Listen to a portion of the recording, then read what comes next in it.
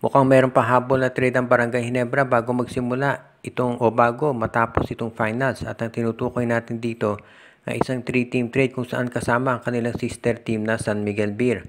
Ayon dito sa mga reports na lumalabas ngayon, mukhang ito raw line-up nitong sabihin nating Barangay Ginebra ay magkakaroon ng additional na, at mukhang ang balak daw ayon dito sa mga insiders ay kukunin ng Barangay Ginebra si Motaw Tuwa at Andreas Kahilig mula dito sa San Miguel Beer. At ang magiging sitwasyon dito, 3-team trade yan.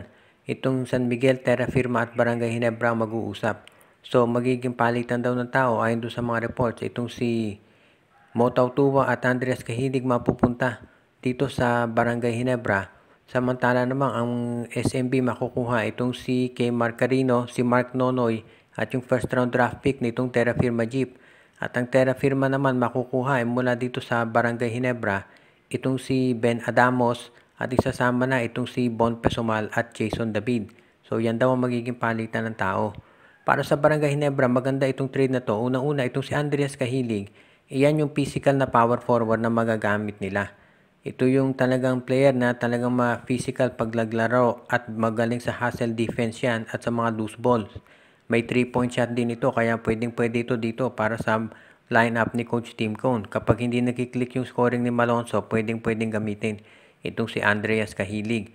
Medyo underrated ito pero kung nanonood kayo ng laro ng Terra Firma at dito sa San Miguel, makikita naman ninyo na maaasahan talaga to at 100% siya nagbibigay ng kanyang effort kapag nandoon sa court. Kaya ito ay pwede talaga para dito sa lineup ni Coach Tim Cone. Hindi naman ito kinakailangan na maging starter. Kaya sulit na sulit ito na maging bench player talaga. Samantala naman ito si Motaw Tuwa, iyan yung backup center talaga na bagay dito kay Kajapet Aguilar. Ito si Tautuwa, hindi na bata yan, pero veterano at marami pa yung pwedeng ibigay para dito sa Barangay Ginebra. Ang nagiging problema lang dito kay Tautuwa, hindi siya nabibigyan ng minuto dito sa SMB. Pero dito sa Barangay Ginebra, siguradong mabibigyan niya ng minuto, lalo na at wala si Isaac Go. At ang balita nga ay itong si Ben Adamos ay trade na rin itong Barangay Ginebra.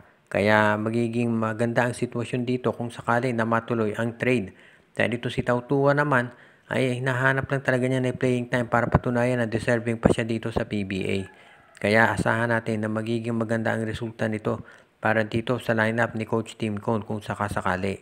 At sa ngayon, alam din natin na itong si Coach Tim Cone ay tumitingin din ng iba pang mga trades bukod dito kay Tautuwa at kay Hilig. Pero dyan muna siya nakafocus at gusto niyang masiguro na makompleto ang transaction na to bago siya lumipat sa iba pang usapan.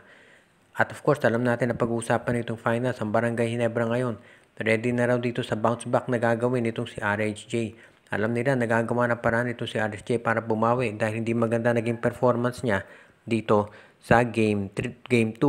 At dahil dyan, nagagawin doon ng Barangay Ginebra, mas hihigpitan nila yung depensa dito kay RJ para masiguro na hindi ito makakawala at magagawa nila ng paraan na makapagkaroon sila ng bentahe para manalo sa Game 3. Alam ni Coach Tim Cone kung gaano kahalaga ang Game 3 at yan ang dahilan kung bakit 100% ang gagawin nila para manalo dito. Ang TNT Tropang Giga, syempre ganyan din ang plano. Pero mukhang alam na ng Barangay Ginebra kung paano pipigilan itong si RHJ. Kaya kumpiyansa sila na kapag nagsimula na ang Game 3 ay magiging maganda ang tsansa nilang manalo. At yan ang dahilan kung bakit itong Barangay Ginebra ngayon very confident na sila ang mananalo sa Game 3 at sila na makakalamang dito sa serye. Kaya abangan natin kung ito nga ay mangyayari.